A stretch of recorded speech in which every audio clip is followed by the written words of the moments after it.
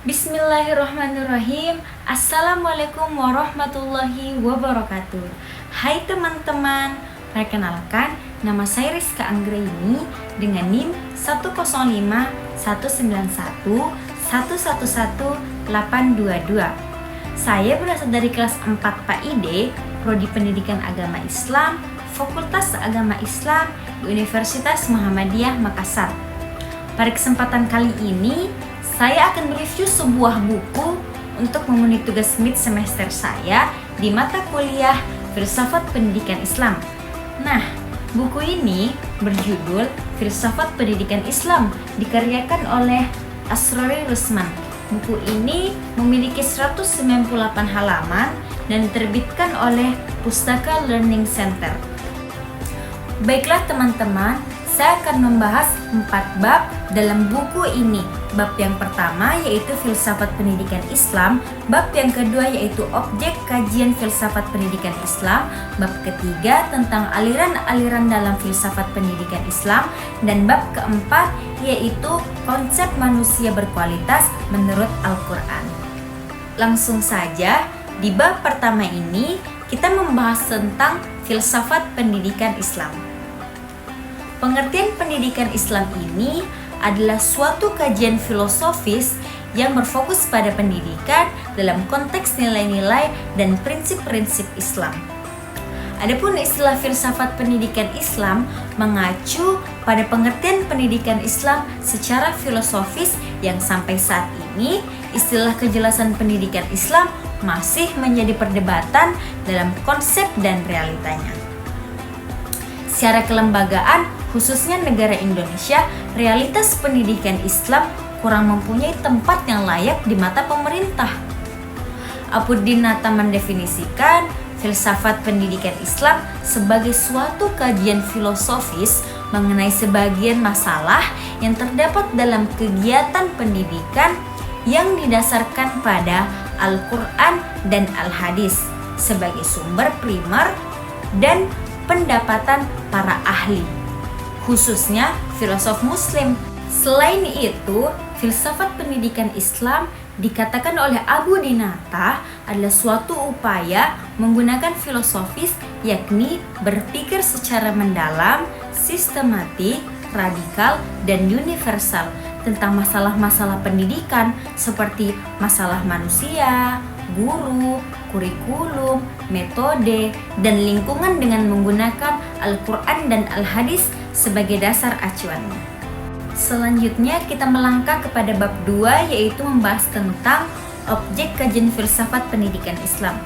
Objek kajian filsafat pendidikan Islam terbagi menjadi 3 bagian, yaitu yang pertama anotologi, yang kedua epistemologi, dan yang ketiga yaitu aksiologi. Yang pertama yaitu anotologi. Anotologi adalah bagian filsafat yang membahas tentang hakikat realitas atau hakikat yang ada, termasuk hakikat ilmu pengetahuan sebagai sebuah realitas. Ada 3 macam yang ada yang menjadi objek pemikiran filsafat, yaitu alam fisik atau kosmos, manusia atau antropos, dan Tuhan atau theos. Yang kedua yaitu epistemologi.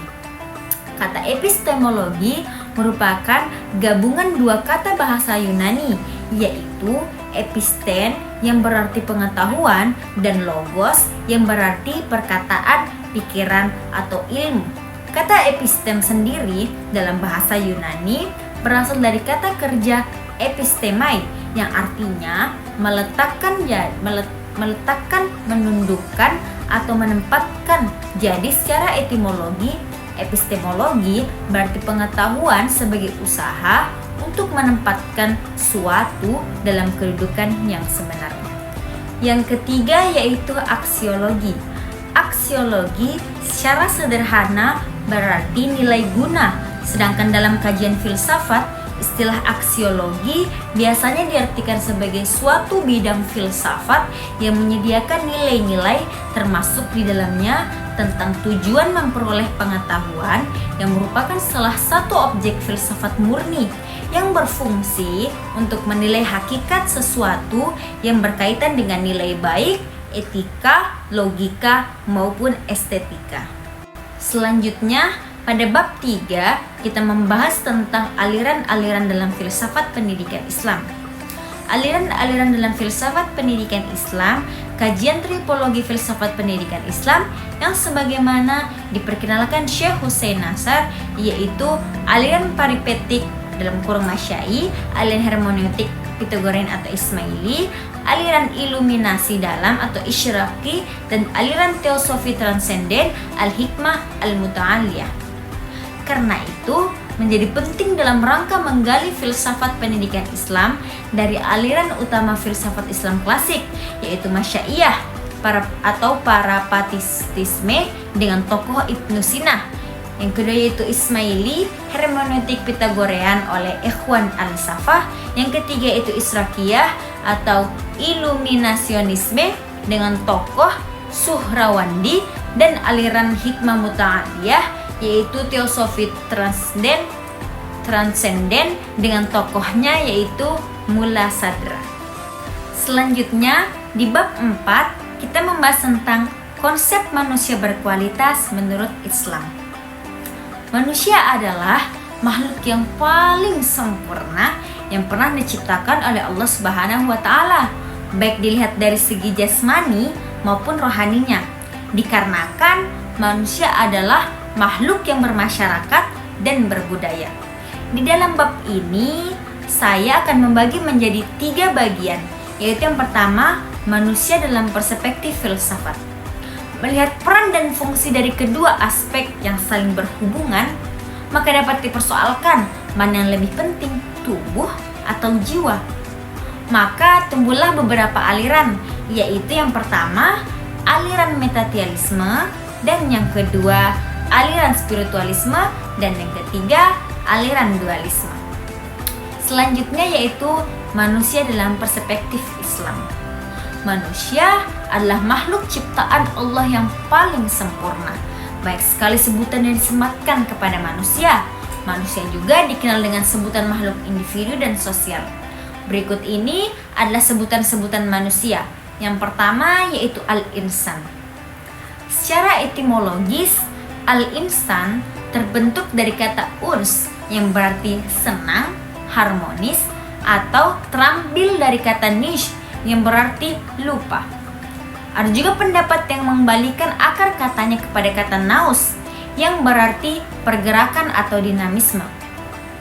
Hampir serupa dengan makna ini adalah uraian Ibnu Zakaria bahwa semua kata yang terdiri dari huruf alif, nun, dan sin memiliki makna asli jinak seperti harmonis dan tampak dengan jelas. Selanjutnya manusia juga disebut dengan al-bashar.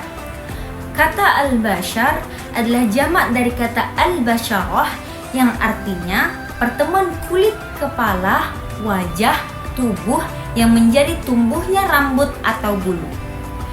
Yang terakhir yaitu manusia berkualitas menurut Al-Quran.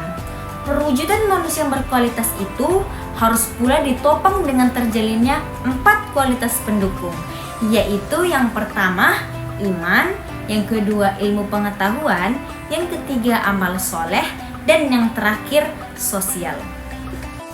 Mungkin cukup ini yang dapat saya sampaikan, kurang dan lebihnya mohon dimaafkan. Billahi fisabilil haq fastabiqul khairat. Assalamualaikum warahmatullahi wabarakatuh.